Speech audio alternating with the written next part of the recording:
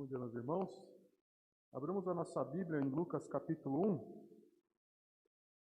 E nessa manhã nós falaremos a respeito do cântico de exultação pela salvação de Deus.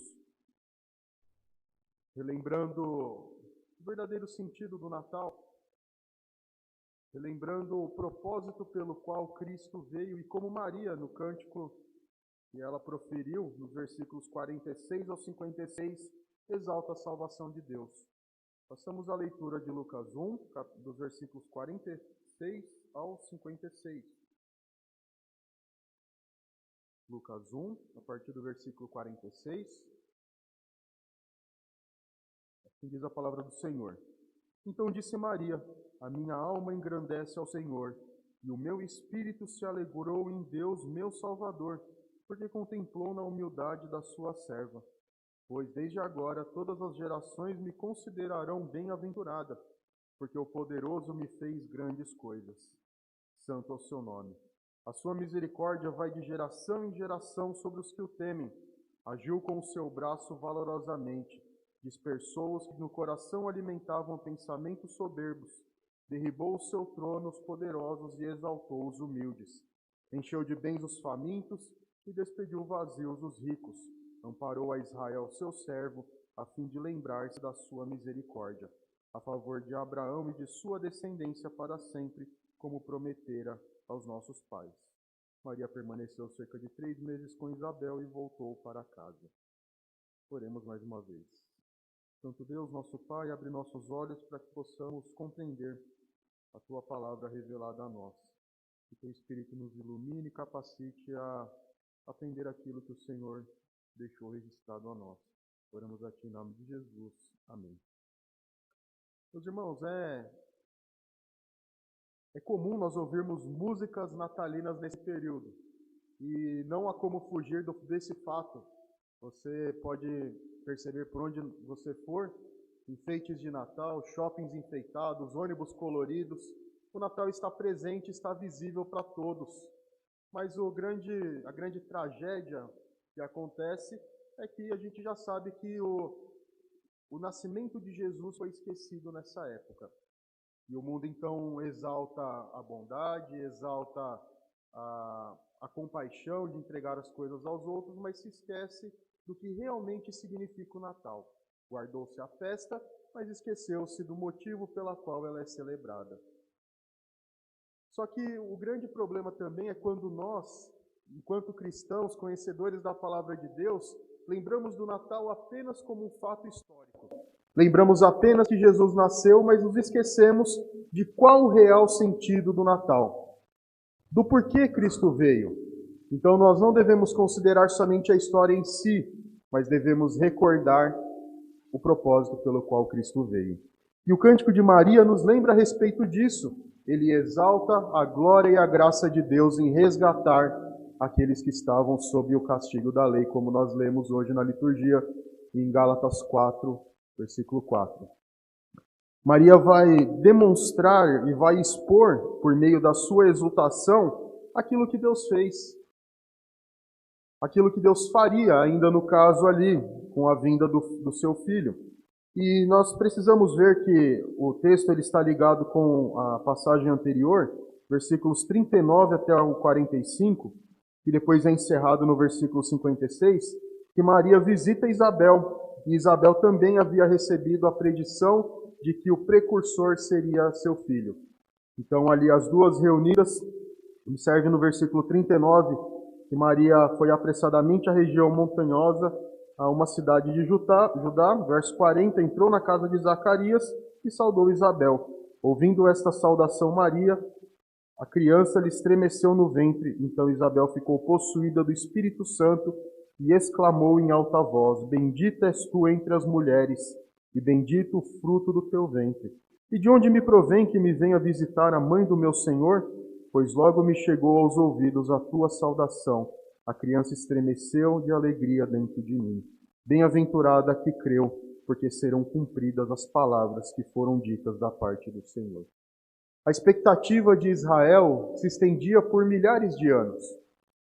Provavelmente o tempo em que Abraão viveu foi provavelmente 1600 antes de Cristo.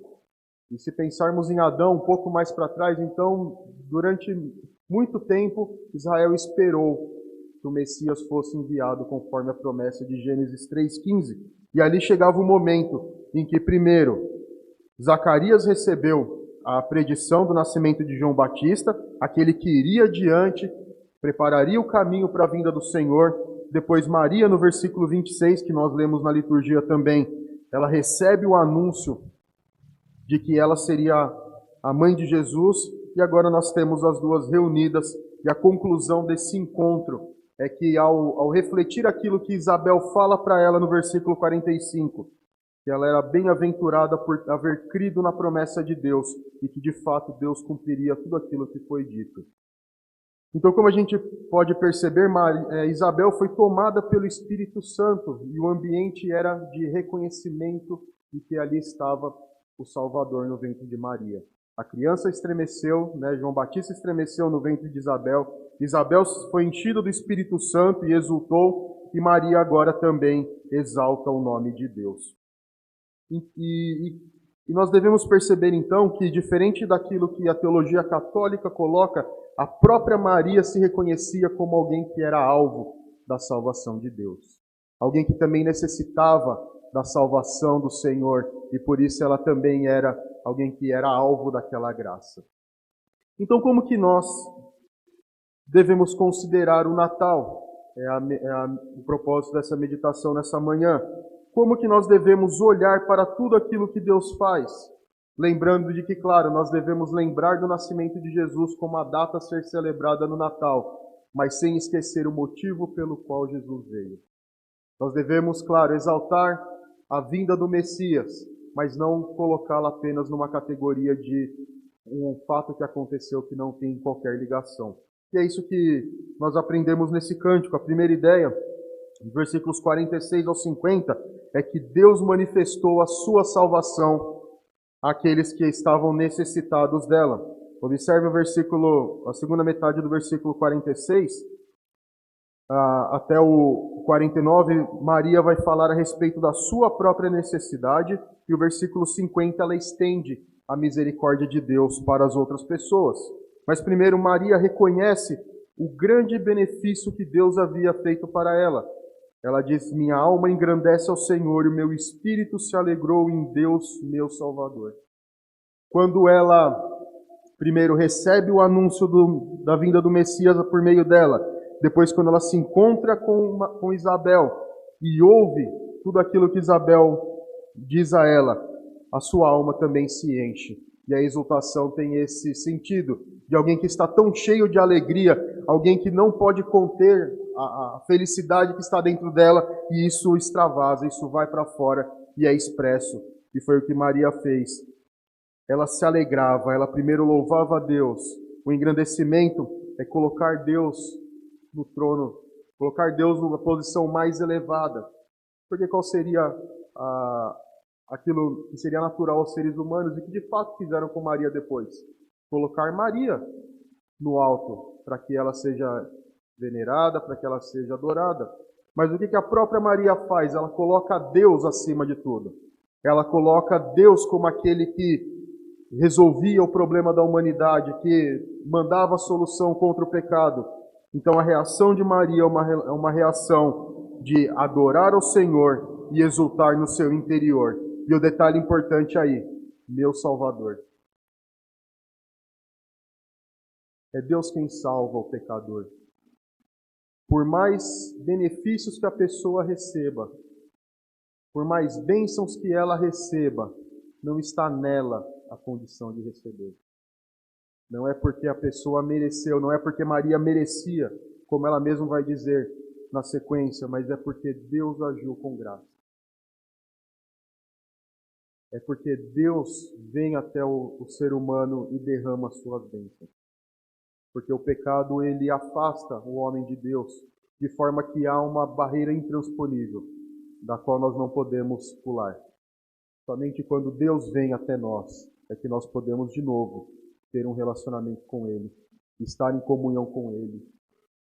estar na presença dele. Se Deus não tivesse vindo até nós, nós nunca poderíamos ir até ele. E é o que Maria reconhece. Meu espírito e a minha alma engrandecem e se alegram no meu Salvador.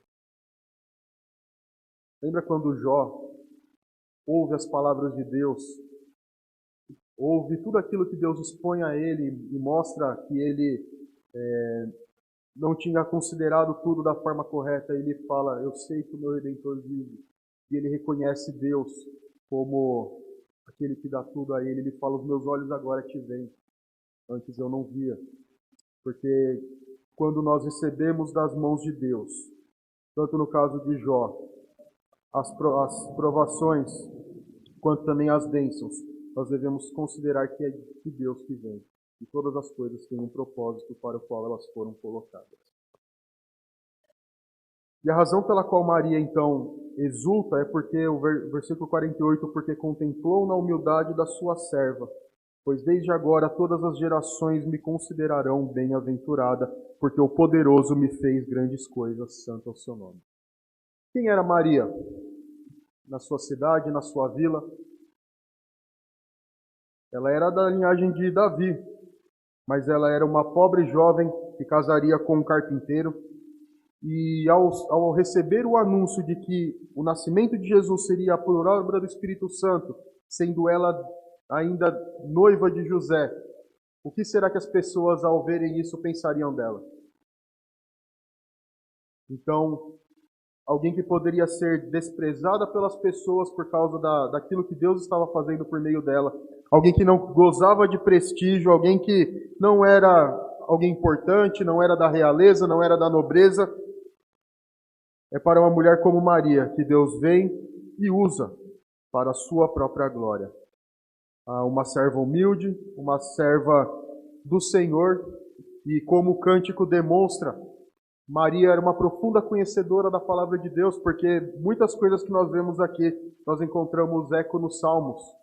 Algumas dessas palavras são muito próximas aos Salmos, então Deus usa os seus servos fiéis. Deus usa também as pessoas que Ele quer, porque depende de Deus agir na vida de cada um de nós.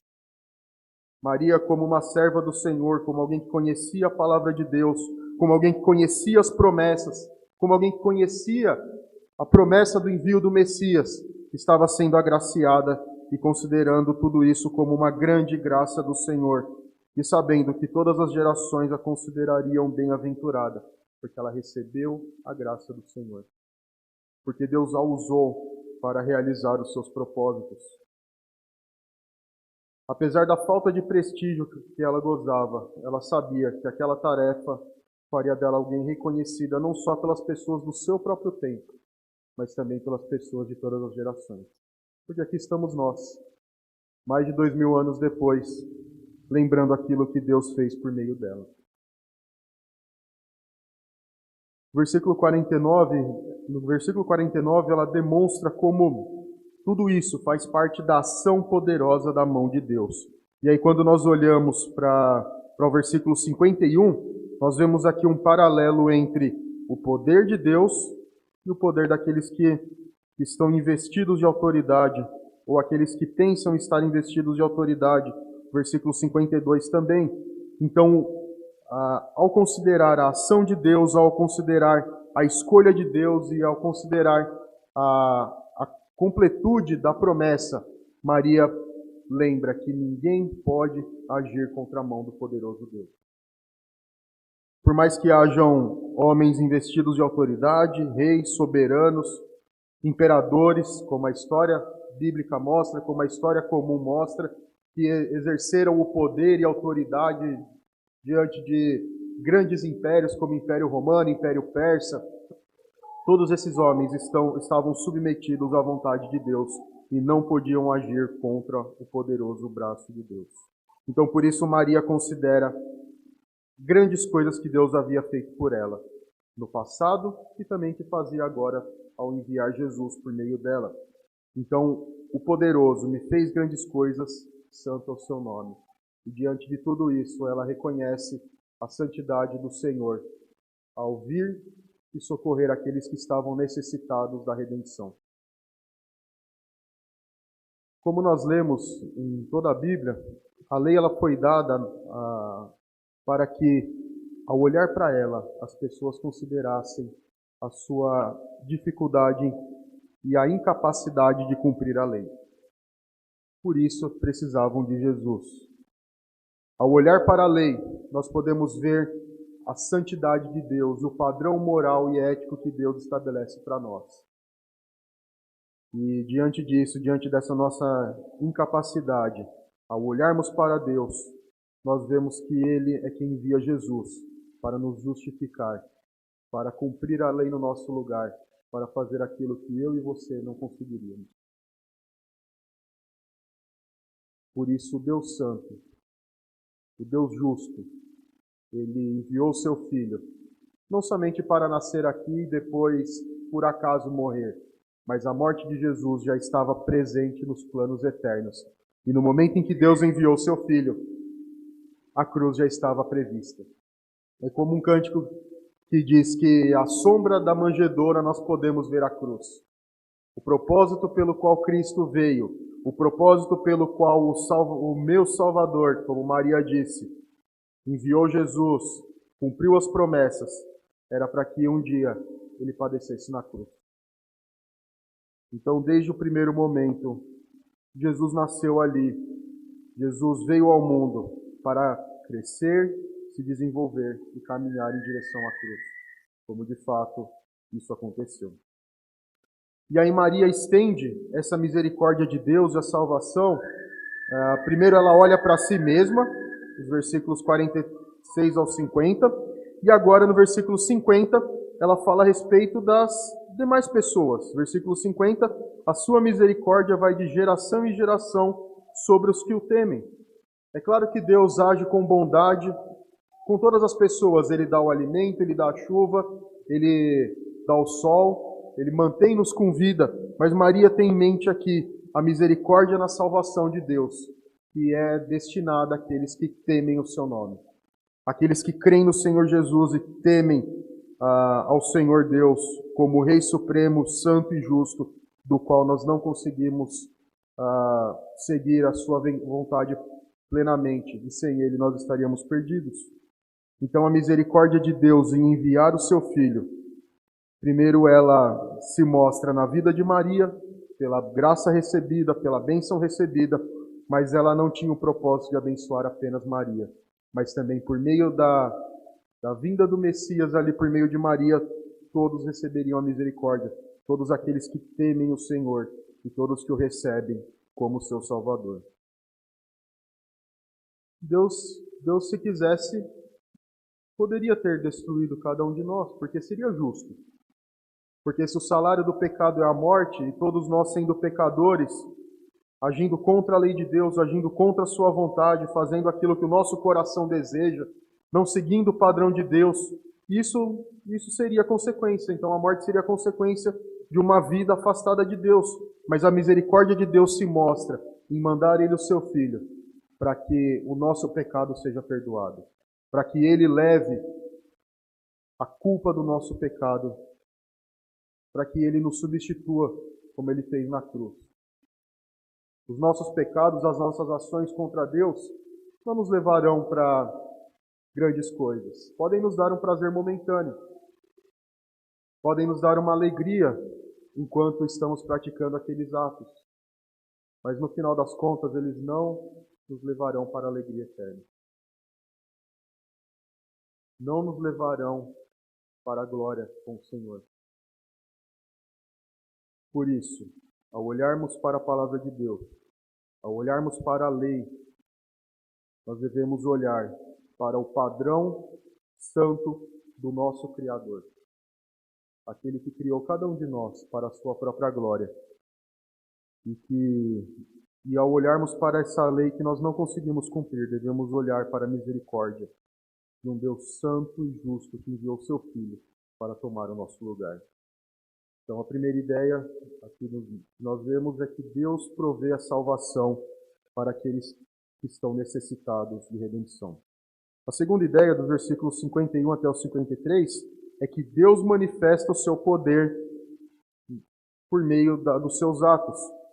Versículo 51. Agiu com o seu braço valorosamente, dispersou os que no coração alimentavam pensamentos soberbos, derribou o seu trono dos seus tronos poderosos e exaltou os humildes, encheu de bens os famintos e despediu vazios os ricos.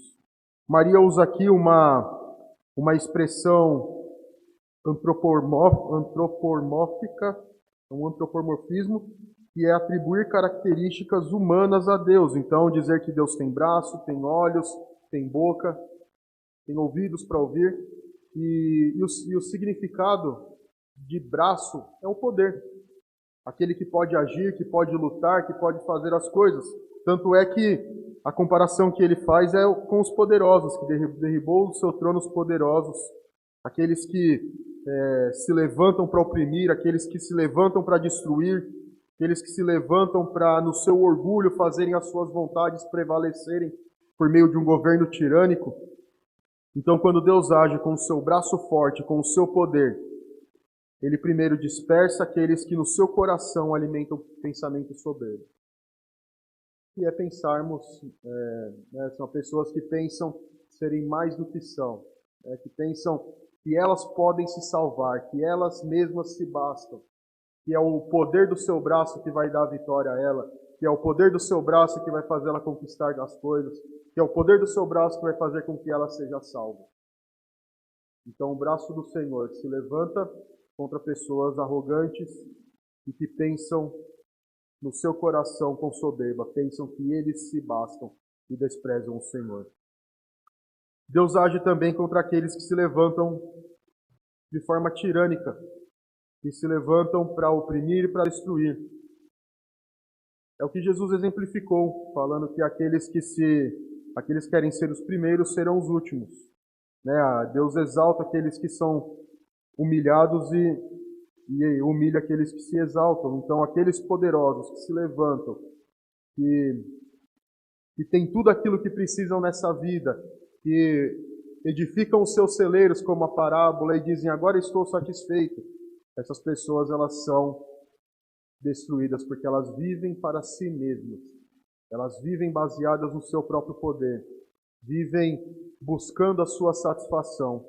E pelo contrário, aqueles que são humildes, e aqui a humildade no sentido de reconhecer a sua fraqueza diante de Deus. Reconhecer que dependem completamente de Deus, como Maria expressa no começo do seu cântico, porque contemplou na humildade da sua serva. Alguém que, reconhecendo a palavra do Senhor, conhecendo o próprio Deus, reconhece a sua dependência e a sua carência do Senhor.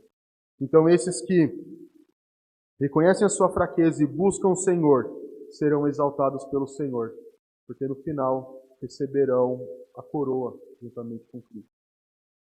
Receberão a glória eterna e morarão com o Senhor, mas aqueles que buscam a sua própria satisfação, que buscam o seu próprio prazer longe de Deus, serão humilhados. Versículo 53 também, enche de bens os famintos e despede vazios os ricos. A gente pode lembrar aqui da história do rico e de Lázaro, enquanto o rico tinha tudo aquilo que precisava, desprezava Lázaro por não ter nada, comia das melhores iguarias, no final da sua vida ele encontra a condenação, enquanto aquele que foi desprezado, que era rejeitado e humilhado, recebe o alimento das mãos do próprio Deus. E então, esses que são necessitados de Deus, que são humildes, eles recebem a provisão, recebem os bens que somente o Senhor pode dar. Então, Deus manifesta o seu poder diante da nossa vida, diante daquilo que nós necessitamos, diante das opressões que acontecem, ao sermos desprezados por seguir a Deus, ou ser desprezados por não seguir os padrões mundanos, é Deus mesmo quem nos sustenta. Nós dependemos do Senhor para todas as coisas. Nós dependemos do Senhor para andarmos junto com Ele. Nós dependemos do Senhor para receber o sustento. Nós dependemos do Senhor para todas as coisas. Porque quando o poderoso se levanta, ninguém pode se levantar contra ele. Quando ele se levanta, ninguém pode agir contra o seu braço. Então, por isso que aqueles que se ensoberbecem, que se arrogam das suas prerrogativas, eles são humilhados. São humilhados, são despojados dos seus tronos e saem vazios, saem sem nada, voltam com as mãos vazias para receberem a punição que os seus pecados merecem. E o poder de Deus se manifesta também na salvação. 1 Coríntios capítulo 15 diz: onde está, ó morte, a tua vitória? Onde está, ó morte, o teu aguilhão? Enquanto para nós, seres humanos, a morte é inevitável e dela nós não podemos fugir, a menos que o Senhor volte antes e nos leve para junto dela, mas é algo que atinge a todos nós. Cristo, ao vencer na cruz, mostra o poder de Deus sobre o inimigo invencível para nós. Cristo na cruz venceu a morte. Cristo na cruz derrotou definitivamente o inimigo, que agora aguarda apenas a condenação. Então, por isso que Paulo aos Romanos diz: quem pode nos separar do amor de Deus? Há alguma coisa que pode fazer isso? A resposta de Paulo é que não há. Porque Cristo, como Filho de Deus Todo-Poderoso, venceu os inimigos e nos dará a vitória final sobre o pecado e sobre a morte, quando nos levará para habitarmos com Ele para sempre. E a última coisa que Maria expressa no seu cântico é que Deus manifestou a sua fidelidade ao enviar Jesus.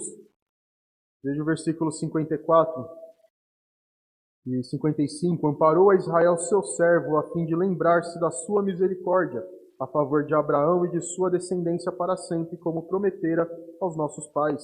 Então, na última estrofe, ela lembra a respeito da fidelidade de Deus para com as suas promessas. O que Deus prometeu que faria com Israel, Ele cumpriu. E quando nós pensamos naquilo que Deus prometeu, e nós nos lembrarmos da história do Antigo Testamento, Deus prometeu a Abraão uma descendência, Deus prometeu a Davi um trono eterno, Deus prometeu a vinda do seu filho, a Adão, e isso tudo foi cumprido, e tudo isso se completa e se concretiza nesse momento. O descendente prometido a Adão, que esmagaria a cabeça da serpente, Jesus, que na cruz fez isso. A bênção de Deus sobre todas as famílias, mediante Abraão, veio com Cristo, que é aquele que salva o ser humano dos seus pecados. Também por meio da família de Abraão, nós somos incluídos na família de Deus e fazemos parte dessa família que recebe as bênçãos de Deus. A promessa de um reino eterno, dado a Davi, se completa com Cristo, que ao vencer na cruz, assumiu o trono e no final, definitivamente se assentará para reinar sobre todos. Então as promessas feitas por Deus foram cumpridas. E Deus amparou Israel, porque houveram vários momentos em que parecia que as promessas não seriam concretizadas. Parecia que os inimigos se levantariam e oprimiriam e destruiriam finalmente o povo de Israel. Mas não foi assim, porque ao longo da história Deus sustentou. Se nós nos lembrarmos dos assírios que tentaram cercar Israel, eles foram destruídos pelos exércitos do próprio Deus. Quando nós lembramos de Ester, quando o povo de Israel corria o risco de ser exterminado, Deus não permitiu que isso acontecesse por meio de Ester. Quando Atalia matou todos os descendentes, menos um, da linhagem de Davi, Deus também sustentou para que a linhagem de Davi permanecesse. Então, ao longo da história, Deus sustenta o seu povo. Como depois, mesmo que o povo merecesse o exílio e recebesse o castigo, Deus não permitiu que eles fossem completamente destruídos. Então Deus ajudou. E aqui o modo como o verbo está é que mostra que Deus ajudou com empenho, com ênfase, com força, mostrando que Deus não somente fez porque havia prometido, mas Deus agiu com força, com poder, com empenho para que isso acontecesse, para que o seu povo fosse sustentado e amparado durante todas as eras. E o mesmo acontece hoje, quando Deus continua sustentando o seu povo, protegendo contra os inimigos, protegendo das perseguições, protegendo do mal que se levanta. Então Deus ampara o seu povo. E ali, naquele momento, cumpria a promessa. E observe no versículo 54, a última palavra, a misericórdia de novo se mostra.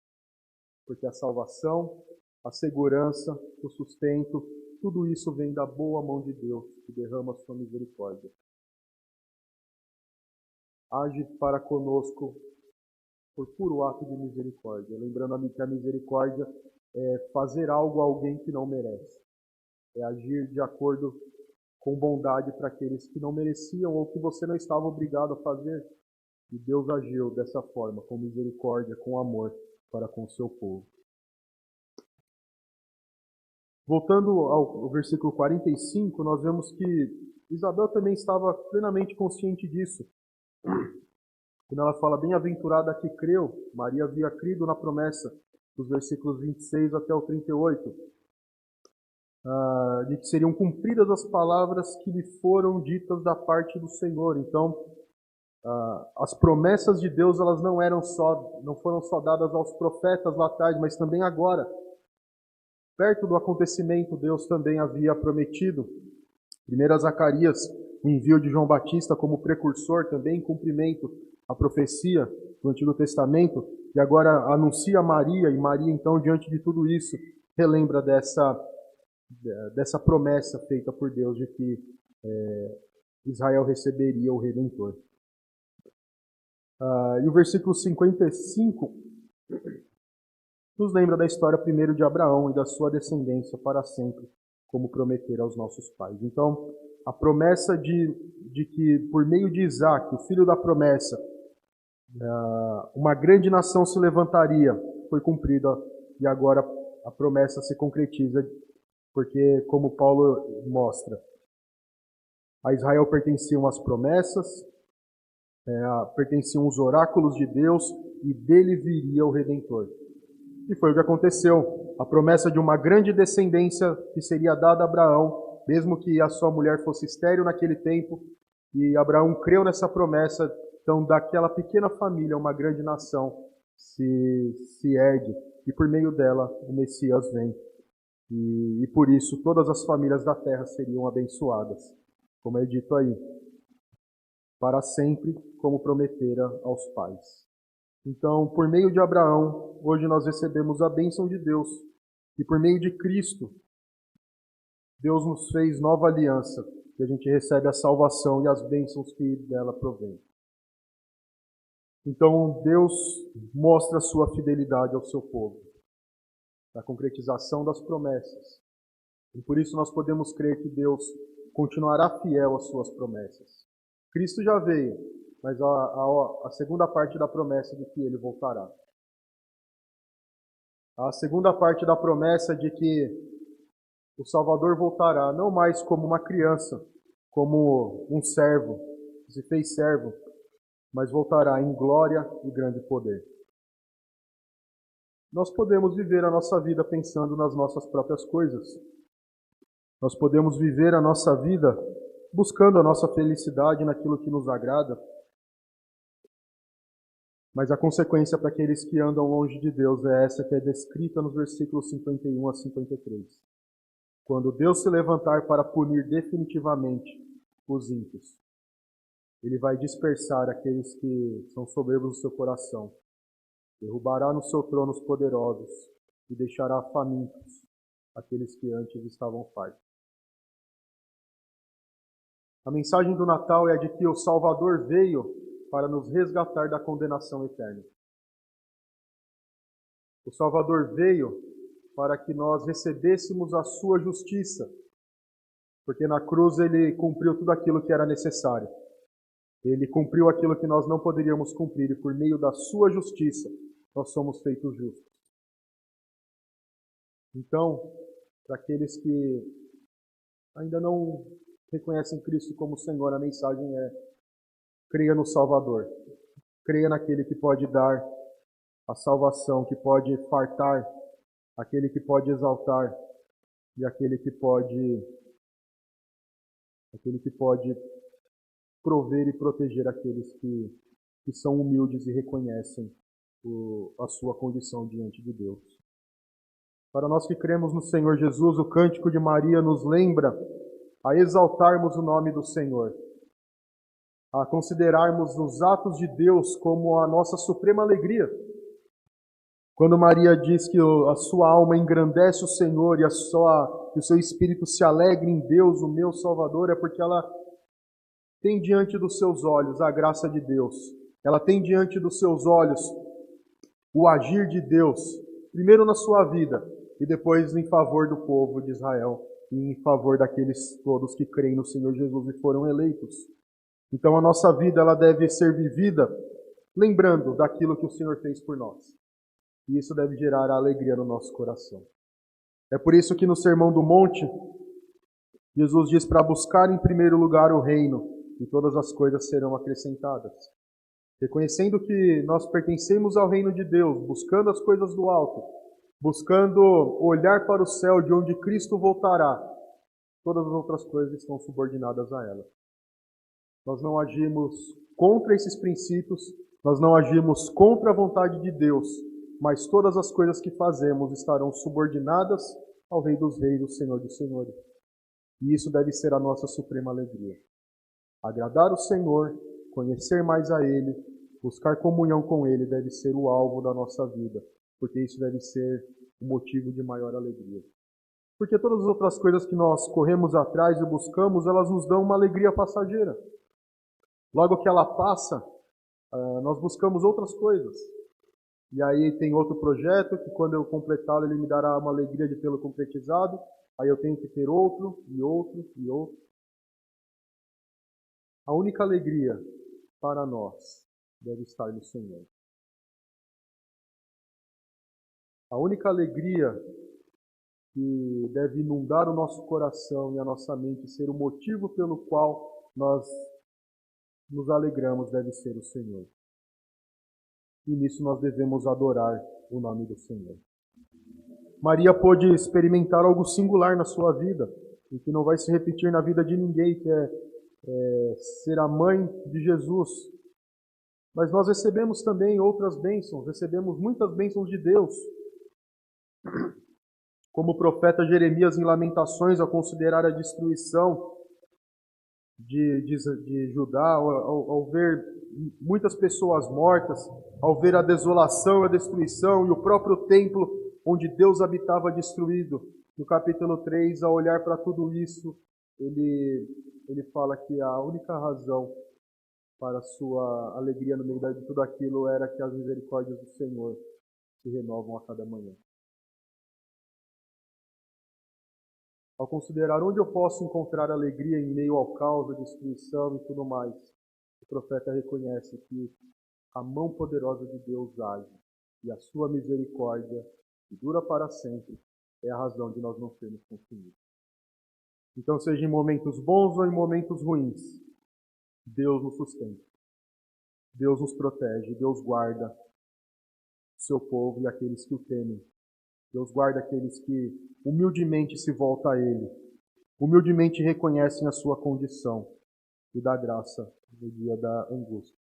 Então que nós lembremos, meus irmãos, do Natal não como apenas uma data, não somente o fato de Cristo ter vindo, mas que nós possamos lembrar que o Natal é a vinda da salvação. E o Natal prenuncia a cruz. O propósito pelo qual Cristo veio foi salvar e perdoar. Então toda a alegria do Natal, toda a celebração do Natal devem nos lembrar de que a maior alegria que isso nos traz é a da salvação. Porque nesse momento de alegria do nascimento de uma criança, a cruz já estava refletida.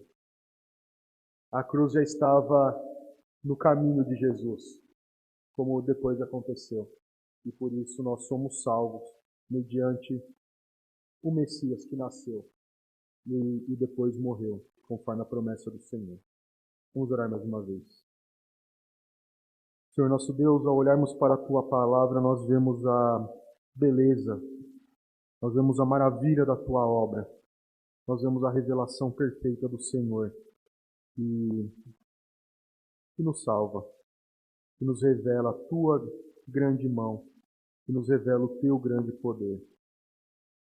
Ó Pai, que possamos meditar na Tua palavra a cada dia e não somente ler para conhecer, mas que a alegria e a exultação que vem a Maria naquele momento venha ao nosso coração também, cada vez que lermos as palavras desse livro. Que possamos exultar com uma alegria inexplicável todas as vezes que olharmos para a misericórdia do Senhor que se estende a nós. Que possamos desfrutar da beleza da Tua majestade, que podemos nos alegrar em tudo isso que o Senhor faz. Que a nossa alegria suprema seja o Senhor mesmo e a salvação. Que a nossa alegria seja servir a Ti. Que a nossa alegria seja estar em comunhão com o Senhor. Que a nossa alegria seja viver para o Senhor. E que todas as outras coisas estejam submetidas e condicionadas a isto. E que ao trabalharmos, ao estudarmos, também nas nossos trabalhos e nossos estudos, Teu nome seja glorificado. E possamos, Senhor, viver para o Senhor a cada dia.